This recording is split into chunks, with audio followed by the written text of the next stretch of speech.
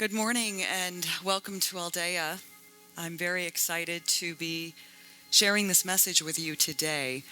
I have found in my life that when I go to talks, whether it be Dharma talks or various talks by different spiritual leaders, the ones that speak most to me are the ones that are steeped in experience, experiential knowledge coming from the speaker to me just seems to resonate a whole lot more.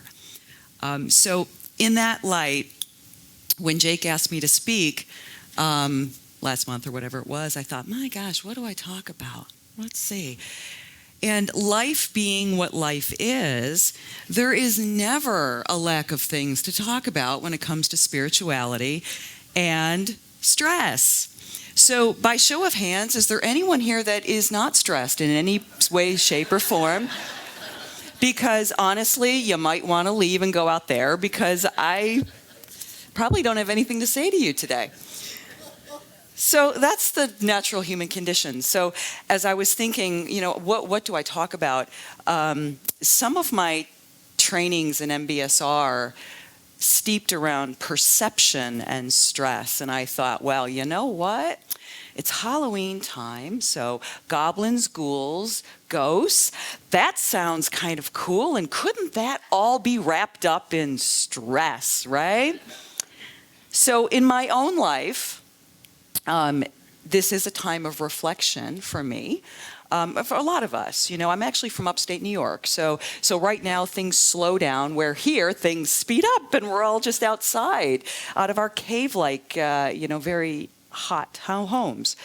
So that's all to say that I have needed to go back to some of my MBSR training, and specifically week 2.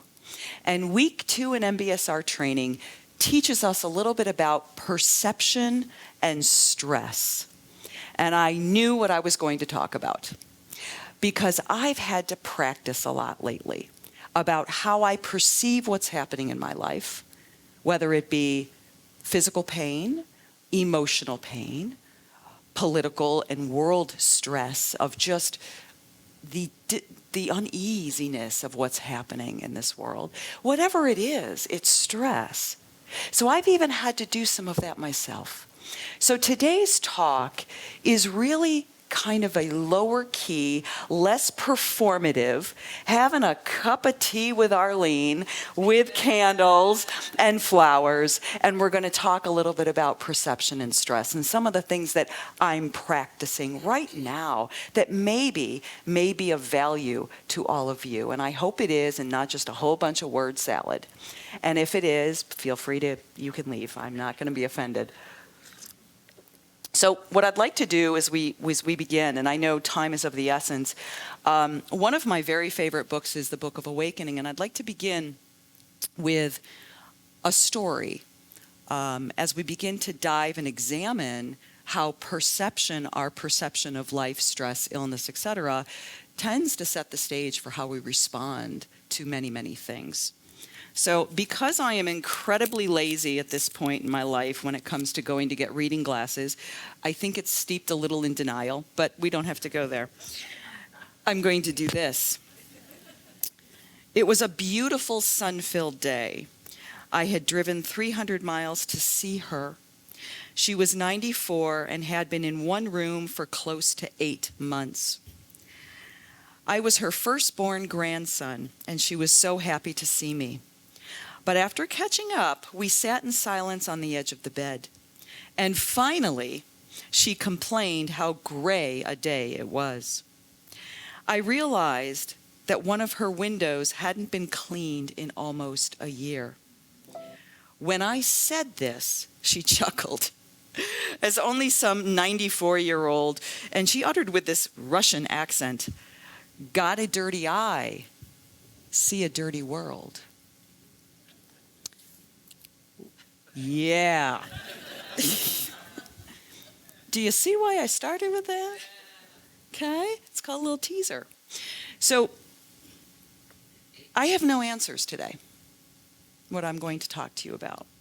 I have experiential knowledge, and my invitation to all of you is to ask yourself a few questions. So because not only do I teach mindfulness, I do come from a bit of a science background as an audiologist. Hypothesis and thinking, is this true? And what are the questions? Sort of help us to lead to our own answers. So my invitation to you as we start to explore perception and stress is simply think about this for yourself. Does it resonate with you, what I'm about to tell you? And it may not. And you are fine to be thinking about your to-do list for the rest of the day. But if it resonates with you, hold on to that. See where it takes you as you explore it. So question number 1. What if my perception of stress, the stressors in my life, what if I practiced seeing them differently? Practiced is intentional. I don't think any of us are going to get this right in this lifetime. And I don't know if there's any more. I don't really have a clue. But I need to practice every day, seeing things a little bit differently in my life. Maybe if I just see them differently, I would respond differently. What if how I see determines the actions that I take? Spoiler alert, it does. So think about that. Your ability maybe to respond versus react is really steeped in what you perceive to begin with. Isn't that interesting? So how do you see? Think just for a moment yourself. How do you see the pain in your life? Illness, pressures, perhaps approaching someone with different viewpoints. How do you approach? How do you see? And what are your patterns for seeing? And how do they contribute or not contribute to your well-being? So if you ask yourself these questions, I have a question for you as we start to explore and to examine this together today. See if it works. Is it on? Rule number 1, turn it back on. There it is. Thank you back there, AV people. Well done. Take a look at this picture, everybody. For those of you that have already done this work who have seen it, see again. How many of you see a young woman? How many of you see an old woman? The picture has not changed. For those of you that see an old woman, can you look again and see a younger woman and vice versa? Take a peek at that. Just stay with that for a moment, if you would. I can see both because I've been looking at this picture. But I have to be honest with you, this picture comes back to me all the time. When I'm faced with a situation of stress, anxiety, which is my go-to emotion, right up there with fear, and I think, can I see it differently? So just with maybe seeing not this young woman with this plume coming up from a hat, I guess, I don't know, but maybe another woman who seems sorrowful with her eyes here and here and her chin just steeped down, looking perhaps sad. By just seeing differently without the picture changing, changes your perception. So with that, I'd like to tell you a pumpkin story. Here's my pumpkin. I come with props. So as I'm starting to explore within myself, right, how I see things, and like I said, I had to go back to week number 2. I am always reminded that fall is an incredibly difficult time for me. I'm going to set a stage for you. I am in a hospital room with lots of blinking lights and just, I don't even know what was in that room. And I'm hearing different sounds, and I'm feeling strange sensations down at my feet. And I wake up to a pretty traumatic experience. But I also wake up to a few visitors that morning. And one of those visitors is my sister. And because it is fall, November actually, my family felt it important to decorate the room a little bit. There are a lot of pumpkins. My perception of pumpkins prior to November 21st of 2013 was, cool, this is super fun. We're going to carve and make jack-o'-lanterns and all wonderful. My perception of pumpkins after November 21st of 2013, with a room full on an oncology floor, changes my perception of pumpkins for a very long time. That's just one way to illustrate that how you see matters, and that you never really know how another person sees something that you think is quite innocuous. Innocuous? That's the word, right? So that's my story with pumpkins, just one way of illustrating that sometimes our perceptions can also be conditioned. And for many, many years, I wanted no pumpkins in my house. And it was hard for me to see pumpkins and various other fall-like things. And today, after really examining what that was for me, I'm okay with pumpkins.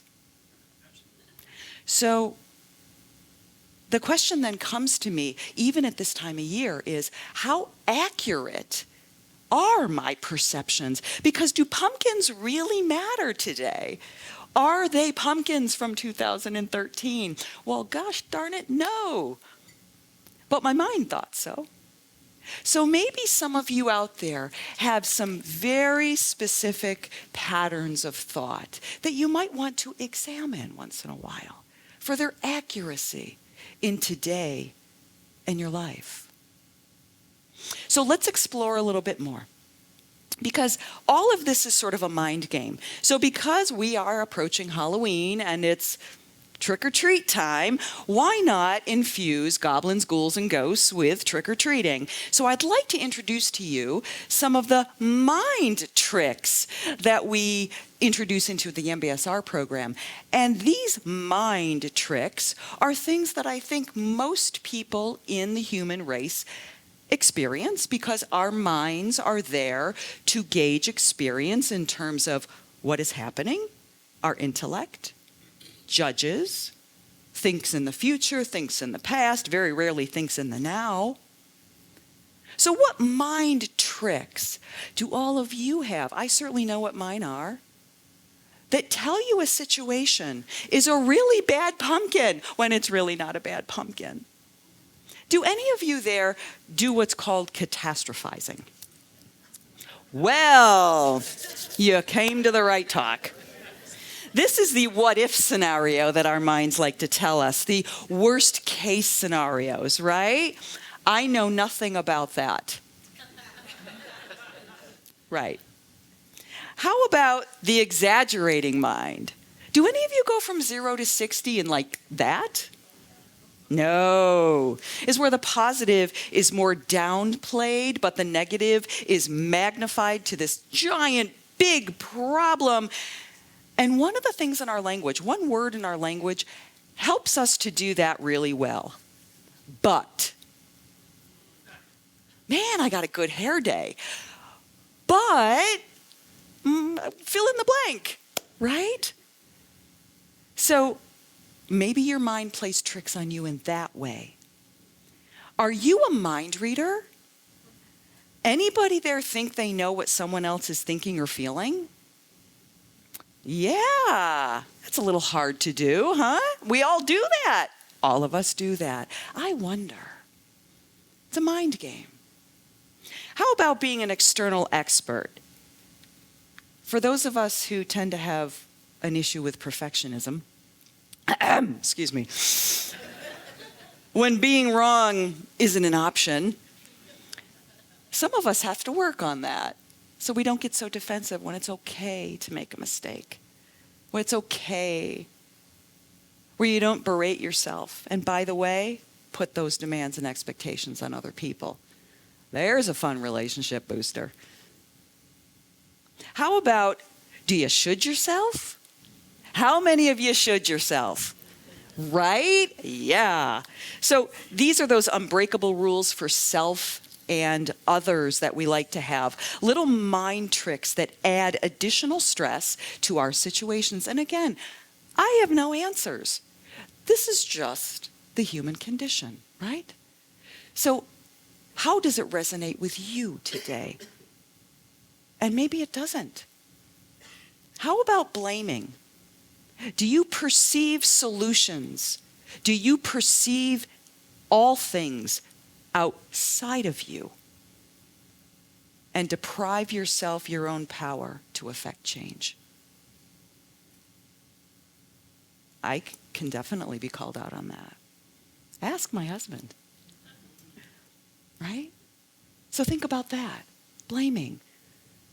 The power's here. Or are you having that all or nothing type of philosophy in life? Very black or white thinking, very extremist views where there's no middle. And honestly, having lived this long, I'm not sure black and white exists. There's so many ways to look at something.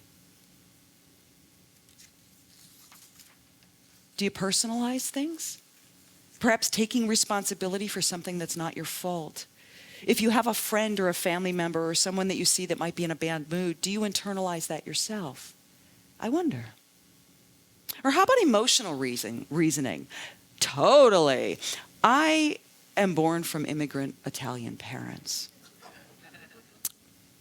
Emotional reasoning is feelings for facts. I feel stupid, therefore I must be.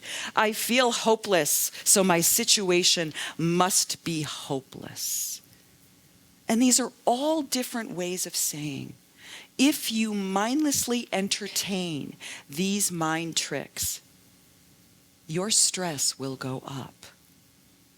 So as you sit and think about some of these words, if they are resonating in your heart as, whoa, I sort of do that, then maybe there's a few things that you can do to wipe the windows in your room to see a little bit differently. And this takes practice, my friends. Every stinking day it takes practice. Because I am not so sure we live in a society that wants you to see clearly to begin with. So why not practice every day? I have one more sort of story and poem, and then I have just a couple pivot points that may be helpful to you. So once again, in my laziness, just if it helps you to close your eyes and just think about this, please do. I walk down the street. This is called the Autobiography in 5 chapters. I walk down the street. There is a deep hole in the sidewalk, and I fall in. I am lost. I am hopeless. It isn't my fault. It takes forever to find a way out. I walk down the same street. There is a deep hole in the sidewalk. I pretend I don't see it. I fall in again. I can't believe I'm in the same place. But it isn't my fault. It still takes a long time to get out. I walk down the same street. There is a deep hole in the sidewalk. I see it is there. I still fall in. It's a habit. My eyes are open. I know where I am. It is my fault, and I get out immediately. I walk down the same street. There is a deep hole in the sidewalk. I walk around it, and I walk down another street. So that's my segue into, in mindfulness and in my own life, how can I practice and get out of walking through the ruts in my life, my ways of thinking, my patterns that might reduce my stress? Because based on what I just asked about 15 minutes ago, you all have stress, and we all have stress, and we're coming into an exceptionally stressful time. Holidays can be very stressful for people, and that says nothing of the next 2 weekends and what that's going to be about. And I make absolutely no judgment on that. I just know collectively there's stress. So perhaps these pivot points may help you. So I offer to you some of the things that have worked for me. Can you begin to shift and think about the thoughts in your mind differently? And perhaps you may want to view your thoughts in your mind as you were. And again, upstate New York girl, Syracuse, this is what I think of. A little harder here in Tucson. Make it yours. You do you with this, okay? Can you view yourself sitting in an Adirondack chair with a stream going by and leaves in November just going down the river? Can you view your thoughts that way without picking one up and exaggerating it? And just view rightful thinking and choosing rightful thinking, which we know leads to, hopefully, rightful action. Can you just sit? And maybe it's clouds in the sky, because I see the sky a whole lot more here than I ever did back in New York State. And maybe you can see clouds going through the sky one by one as your thoughts. Just a practice point. This is a little more practical. This begins the change of exploration and experiment. We all go through our lives losing a little bit of curiosity with each year. That's a statement I cannot give you a reference point for, but I can tell you as a human being, it's what's happened to me. Can we become more curious and wonder what it's like if we brush our teeth with the opposite hand? I invite all of you to go brush your teeth tonight with the opposite hand and see what happens. That's what I'm saying. Small steps. Can you take a different route home? What happens if I do this and go over here? The most interesting adventures I have ever taken in my life were the ones I did not plan. I have met the most amazing people and saw the most amazing parts of Tucson by just saying, what the heck happens if I go there? That is not to be rose-colored and Pollyanna-ish. I have met many of rattlesnakes too. Saying, can you do the opposite of what you would normally do? Think about it. Pivot, pause before you respond and react. Can you just catch yourself? Brush your teeth with the other hand. Open the door with the other hand, see what happens. And lastly, one of the most important methods that I have used to bring myself back to curiosity, to bring myself back to perception and the now. A human being's respiration rate is approximately 15 to 18 breaths per minute. That is, if there's anybody a mathematician out there, do not throw anything at me, but let's just say for approximation purposes, a human being in 24 hours takes approximately 22,000 breaths a day. I have a challenge for you. Notice one of them. Just notice one. Notice the incoming of breath and the external release of breath. Just one. Out of 20-something thousand, you can do that. And if you notice that, can you make it two?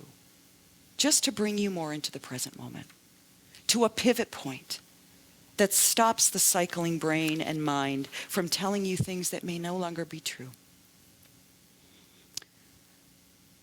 The other thing that I would say in the last point is this. One other thing that I used to do that used to drive my husband insane was I would put sticky notes, and I still do, and I'm back at doing them again, all over my house in the mirrors. Anyone else? Come on, give it up.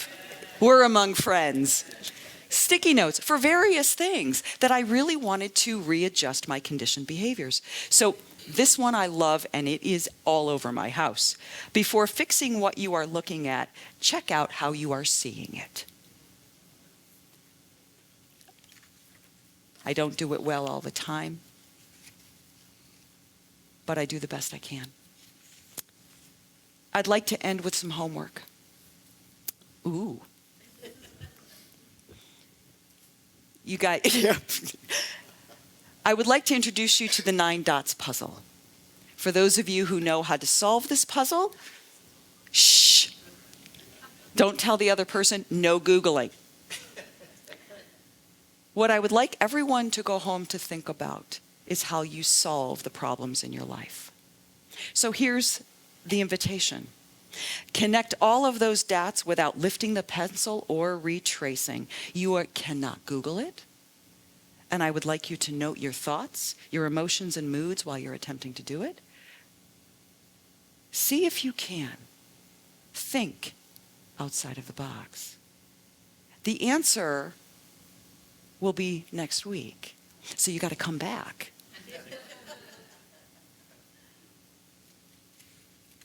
Everyone can see that? 9 dots. Do not lift the pencil. Connect all the dots. I'd like to end with, in Christian tradition, prayer, a good intention, a wish, a good thought, whatever you wish to call it.